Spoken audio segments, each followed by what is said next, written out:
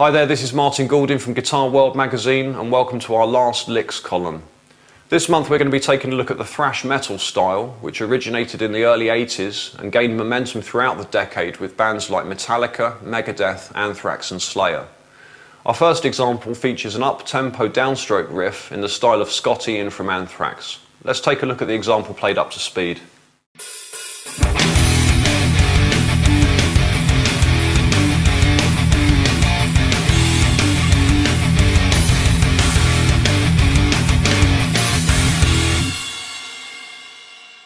Okay, before we start our first thrash metal riff of destruction, we need to dial up an appropriate tone, and you'll want to set your amp up with the gain on full and the bass and treble boosted with the mid-range cut. This gives us the classic scoop sound, and this tone works well in conjunction with the picking hand muting techniques, which will remain part of this style. On a side note, the mid-range frequencies that are scooped out to get a good chunky rhythm sound are the very frequencies necessary for any lead playing, and if you play leads on such a scoop sound as this, you'll have difficulty cutting through a mix or a band. So the lead channel should have the mid-range set to around 12 o'clock as a starting point, and then scoop out the mids on the rhythm channel. Okay, now set your palm mute area back on the bridge. It's where the strings emerge over the saddles, and using an E power chord, practice getting a nice tight chunky percussive sound. If you're too far forward, you'll choke the string, so you need to move back and find that sweet spot. Now we're going to set up an eighth note time frame using our downstroke, which is counted 1 and 2 and 3 and 4 and... Try to feel the motion coming from the wrist, with the forearm rotating into the string and the upper arm relaxed and free of tension. If you feel any tightening sensations, fatigue or discomfort, generally just shake out and keep your practice speed set at a level where you can play continuously with a relaxed technique, increasing gradually in time. Okay, now from this angle it's clearer to see the actual motion of the wrist. And if I exaggerate that, you can see it's almost a slight rotation of the forearm, which gradually becomes less as you pick up some speed. And at first, if you're playing riffs at this kind of tempo, you might want to over-exaggerate that motion to get a good momentum and to get a good tone. But sure enough, as it gets faster, there's a refinement of motion. So what looks like a kind of forearm motion there is going to get less and less and less. The thing I think you would want to stay away from with this type of playing style is to be too flat. Because if you're too flat like that, at this speed it's okay, you can see from this angle the wrist can still be loose at this speed, but as you start picking up speed, the danger is it can engage the arm and you can end up with this kind of stiff kind of forearm here and lots of tension accumulating up here in the upper forearm area. So instead of having this kind of stiff forearm thing going on, if you bring that wrist out, so it's over here, so this part of the wrist here, you can see there, it's about 1 inch, 2 inches away from the body of the guitar. And you want to kind of make note of little measurements like that when you're watching the professionals play this style. If you look at James Hetfield or Dave Mustaine or Scott Ian or any of those guys, the modern guys from Lamb of God and the modern thrash metal players, and the guys that do this professionally and go out there and play this style for hours, 3 or 4 days a week, tours for months. At that level, you've got to start thinking that any kind of tension is going to be very detrimental, and there's a lot of players out there that struggle in a way with this that get repetitive strain injuries. So basically, you're trying to create a situation with your technique where you've got maximum power yet maximum relaxation. And if you look at the way that wrist is kind of going in there like that, you just bounce medium. You don't want to be too light. If you're too heavy, you're going to run out of energy very quickly. So just kind of medium stroke, targeting that kind of angle coming into the strings.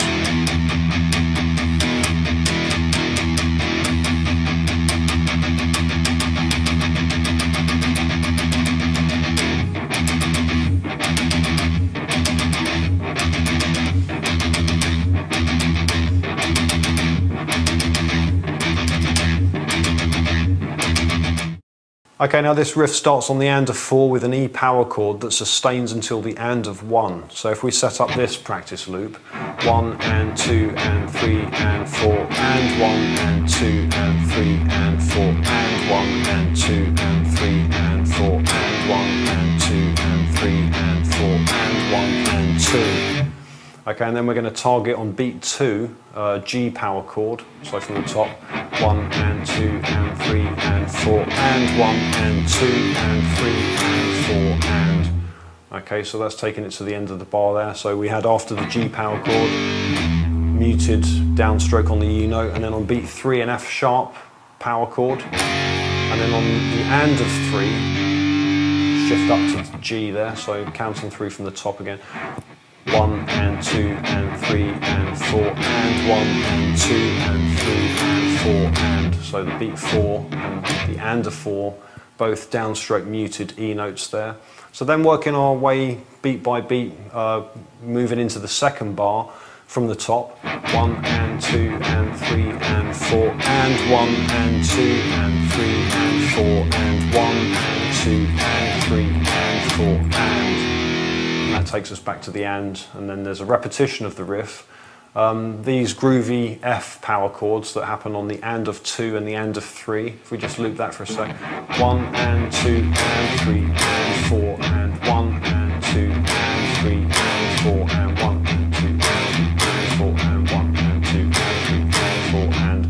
The only difference is in the fourth bar, as a variation, instead of playing the F twice there, actually just goes from a B flat to the F. So 1 and 2 and 3 and 4 and 1 and 2 and 3 and 4 and 1 and 2 and 3 and 4. Okay, let's take a look at the riff played slowly.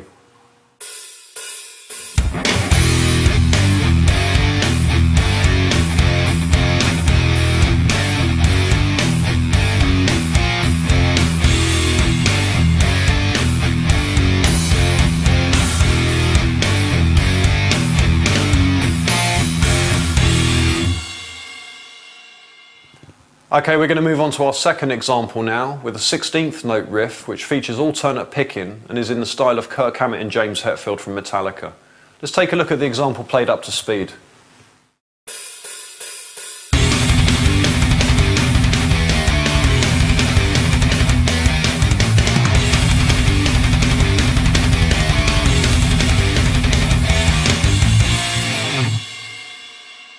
Now this next riff uses alternate picking and is based around a 16th note time frame which can be counted 1E and 2E and 3E and 4E and Try accenting the first downstroke per beat to keep the timing and accuracy, and feel the downstrokes on the 1 and the and of 1 with the upstrokes on the E and the A. 1E and 2E and 3E and 4E and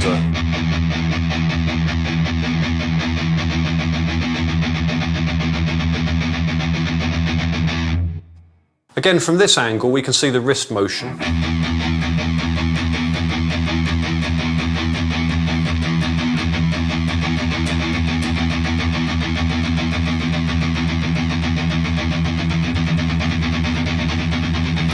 The pick's slightly forward angled to reduce any friction. If you hold the pick too parallel, it may get trapped as it tries to move across the string. So use the thumb joint to create an angle and aim for the tip of the pick.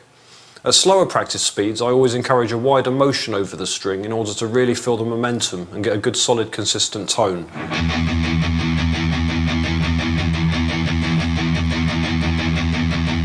The motion should feel light and free of tension, especially in the upper forearm area, and as speed is increased, the motion will naturally refine. Now this riff starts with an open E power chord that sustains for an 8th note followed by 2 muted 16th notes played on the low E string. If we think of this rhythm as being based around our 16th note time frame, 1E and 2E and but without the upstroke on the E being hit, although the momentum will still be there, we can count it through as 1E and 2E and 3 and 4 and 1 and 2 and 3 and 4 and which gives us the picking directions down, down, up, down, down, up, down, down, up, down, down, up, down. In the second beat, we have 4 alternate picked 16th notes played on the low E string. So from the top, 1 E and a 2 E and a 1 E and a 2 E and a 1 E and a 2 E and a 3 E and a 4 E and a... And then a G power chord on beat 3, followed by 2 16th notes and another beat of 16th notes played on the low E string to finish the first bar. The second bar continues with another G power chord, with an E power chord, E flat and D power chords.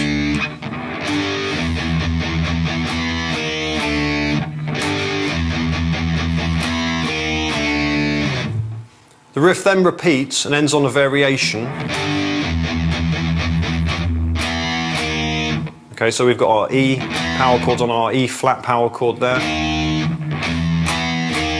Little muted downstroke on the low E string there, and then a heavily muted G, A and B flat power chords. So that part.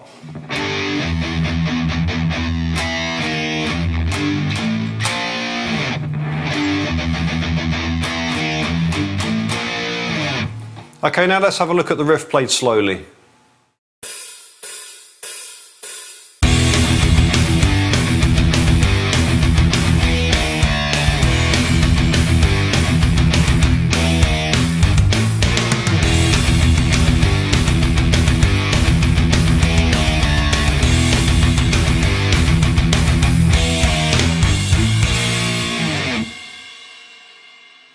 Okay, we're going to move on to our third deadly riff now, with an idea that features a single line and some evil sounding power chords set against a galloping rhythm, and is in the style of Kerry King and Jeff Hanneman from Slayer. Let's take a look at the example played up to speed.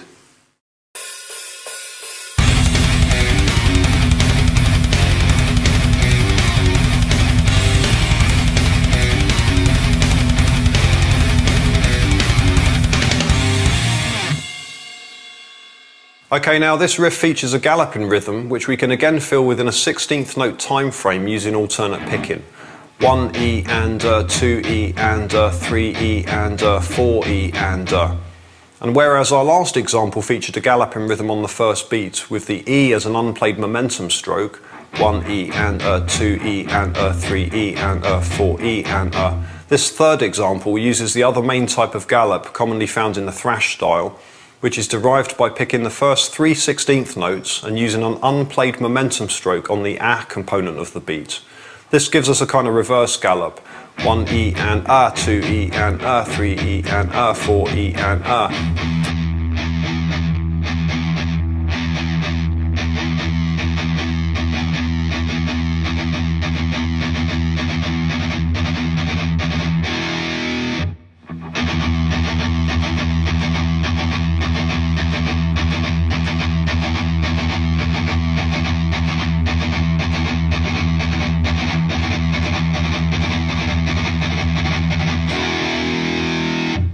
Okay, so that gallop plays twice over beats 1 and 2. 1 E and 2 E and 3 E and 4 and... followed by a single line which uses 8th note downstrokes.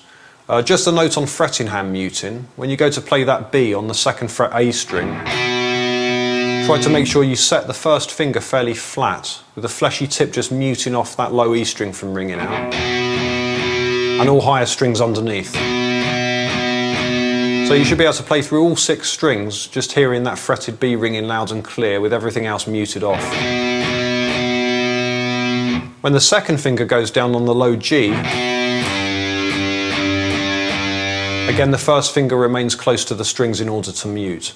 Those 2 notes then move down a semitone to B flat and F sharp.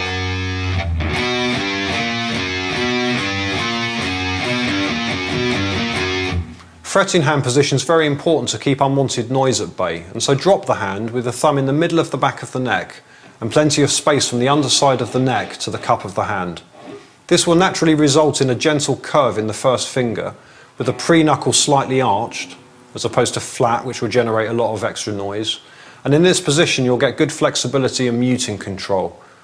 So from the top, 1 E and 2 E and 3 E and 4 and 1 E and 2 E and 3 E and 4.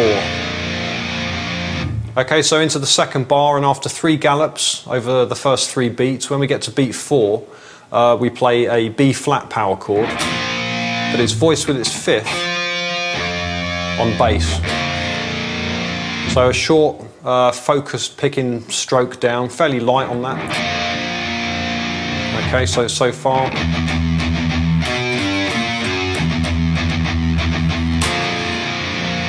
The riff then repeats, and in the 4th bar there's a variation with a C power chord, again with the 5th on bass, G in this case, followed by a move up 3 frets to an E flat power chord, again with its 5th, which is B flat on bass this time.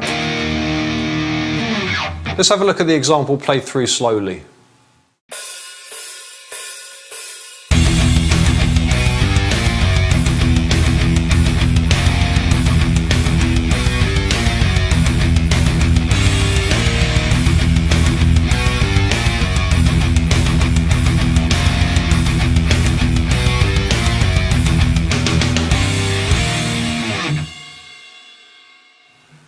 Okay, we're going to move on to our 4th idea now with an alternate picking riff that uses 16th note triplets and is in the style of Dave Mustaine from Megadeth.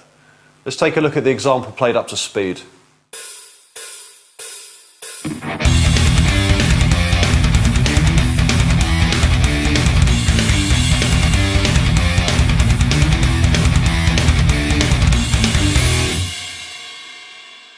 Now this next example is based around a 16th note triplet fill, but we're going to count it in half time as regular 8th note triplets. This gives us a convenient alternate picking time frame or template to work from, and is counted 1 and 2 and 3 and 4 and 1 and 2 and 3 and 4 and 1. Notice the pick direction alternates from leading with a downstroke on the first beat, 1 and 2, to an upstroke on beat 2, and so forth and so on. Down, up, down, up, down, up, down, up, down, up, down, up, down, up, down, up, down, up, down, up, down, up, down, up. Now we're going to play a 2-beat phrase, leaving the and of 1 as an unplayed momentum stroke. 1 and 2 and 1 and 2 and 1 and 2 and 1 and 2 and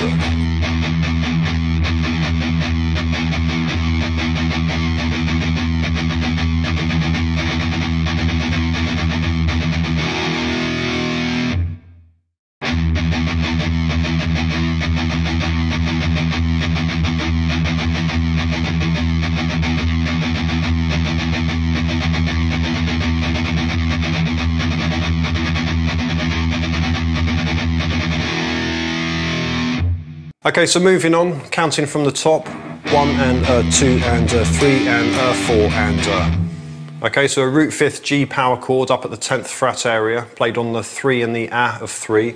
So 3 and 3 and okay, both downstrokes followed by a triplet on the low E, which leads with an upstroke. 3 and 4 and 3 and 4 and... Okay, so from the top.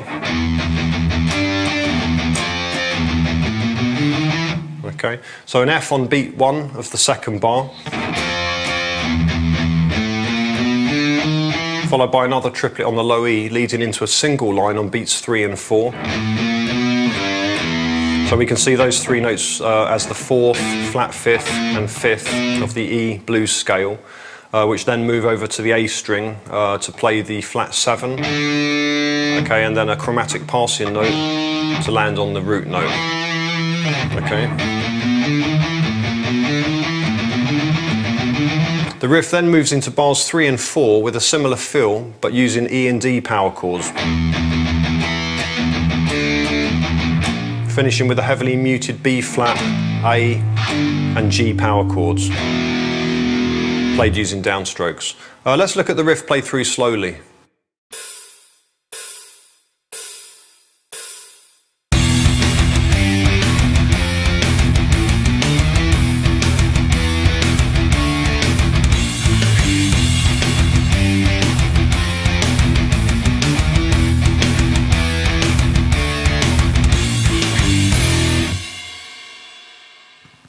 Okay, we're on to our fifth and final thrash metal example with a riff that features some pull-offs and a cool single line based around a 16th note time frame using alternate picking, and is in the style of Mark Morton and Willie Adler from Lamb of God. Let's take a look at the example played up to speed.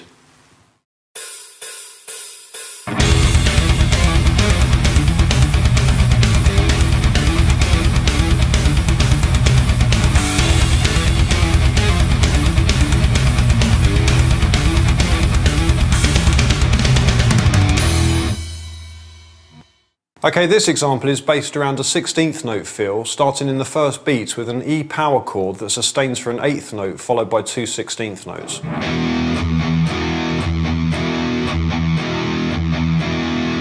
In beat 2 we've got a hammer-on from D to E on the A string, followed by two 16th notes on the low E string.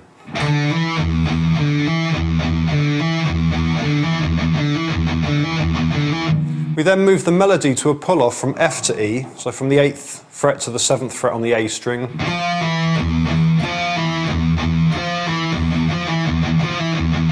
And then from A flat to F.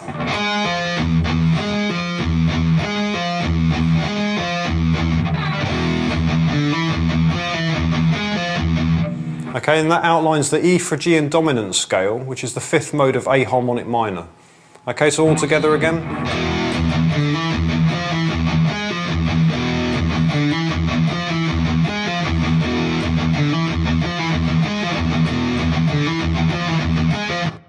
Now moving into bar 2, we have a single string pattern on the low E, starting with an open note and then a D on the upstroke.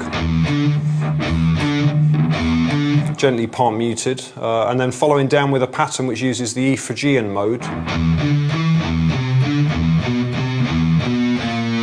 with a bluesy flat 5 note there, to a pull off from G to the open note.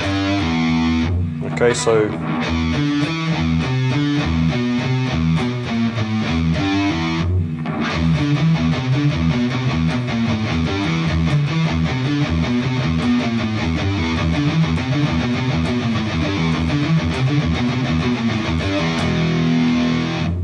in bar 3 there are some variations on the melody taken from bar 1, and instead of moving, so instead of, we're just going to be playing 5 and 7, 8 and 7, and then back to 5 and 7. And that sets up a kind of resolution to the, like a call and response theme between the first and third bar. And then in bar 4, instead of a pull-off at the end of the single line, instead of that we've got a G power chord at the end of beat 4.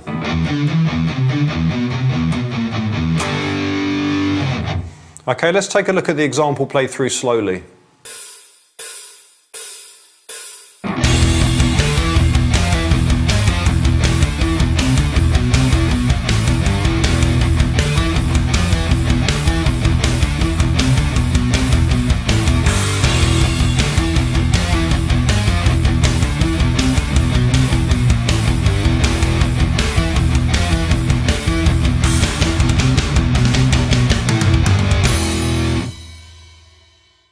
Okay, that's all from me for this month. Thanks a lot for joining me. I hope that the lesson has given you an insight into the thrash metal guitar style, and I hope that the breakdowns have given you an insight into how you can take each riff and divide it into its various elements to form a practice routine. As usual, try to memorise each idea fully before applying speed, and try to set your metronome at a speed where the technique feels relaxed. Join me next month for more last licks.